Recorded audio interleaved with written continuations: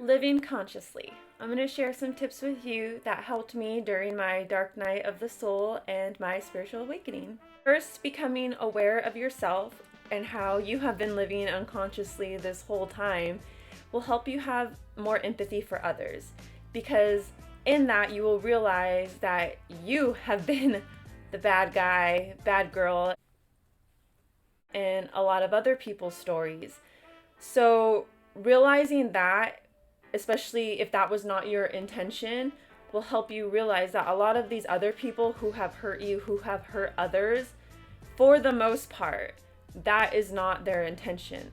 For the most part, people are not walking around like Dr. Evil. Mwahaha. I'm not saying that it makes it okay what you've done to others, what others have done to you, what others are continuing to do to others and animals. But what I am saying is that it all starts with an awareness that leads to empathy. And I think we can all agree that if there was more compassion in the world and a more understanding of one another, this world would be a different place. And if you don't agree, you're probably watching the wrong channel, because we are all of light and love here, right? That's right. And 2, once you become aware, make the necessary changes. It's one thing to become aware, which I know is the first step, and that's a big step. A lot of people don't even get there. But what is awareness if you just sit in it? Yeah, I know I should quit smoking. It's really bad for you.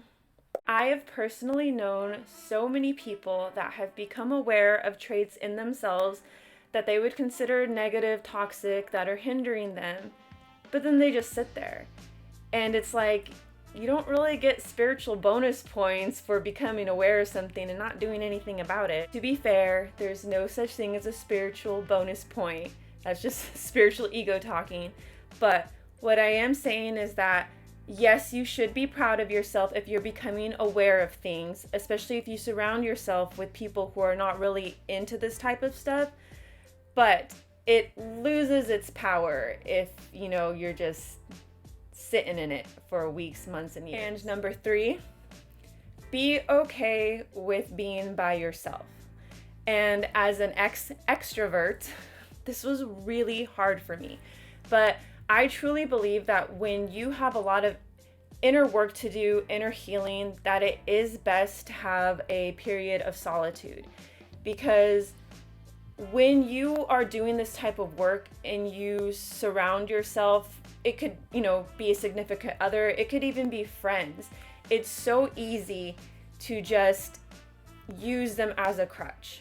And a crutch could be anything from, I don't really want to go out and drink and party today, but I also don't want to be alone and depressed and crying in my room for, another weekend. So you do things that are out of alignment to you now, or just simply taking your frustrations out on the people who are closest to you, because this is very difficult and frustrating work. I'm not saying this to discourage any of you, because it is so worth it. It's just necessary.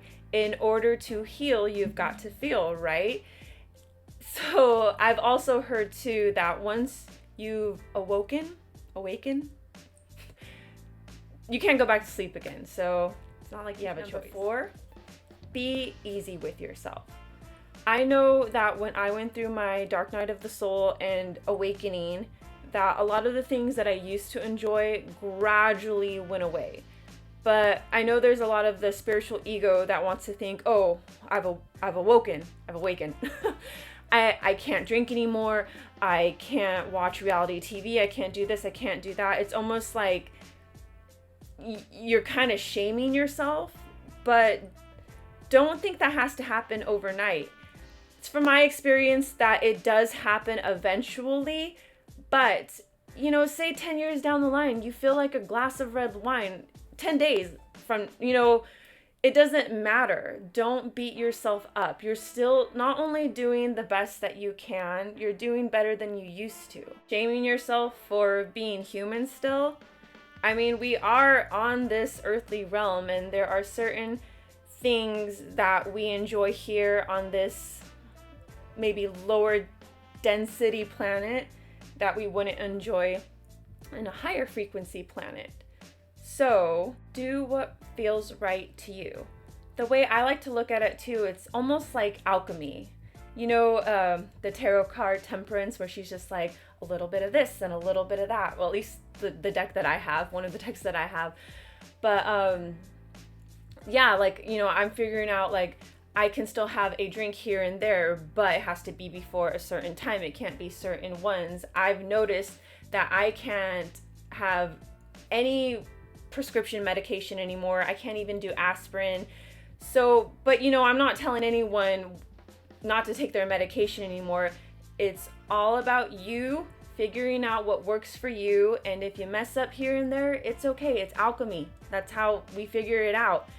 And in the grand scheme of things, all roads lead to Rome. Everything is perfect. There are no mistakes. And last tip, tip number 5, is that I forgot what it was.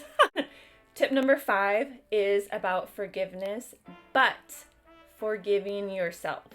Because I know we all talk a lot about forgiving others, but I felt what really helped demolish one of the many layers of walls in my heart chakra was forgiving myself.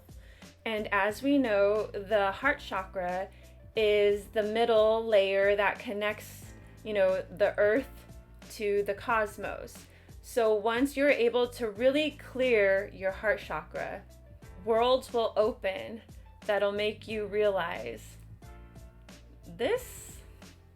all this is not really that important. It's not reality. So thanks for listening. I hope I was able to give some people out there some guidance and some insight if they're currently going through this process right now. See you next time.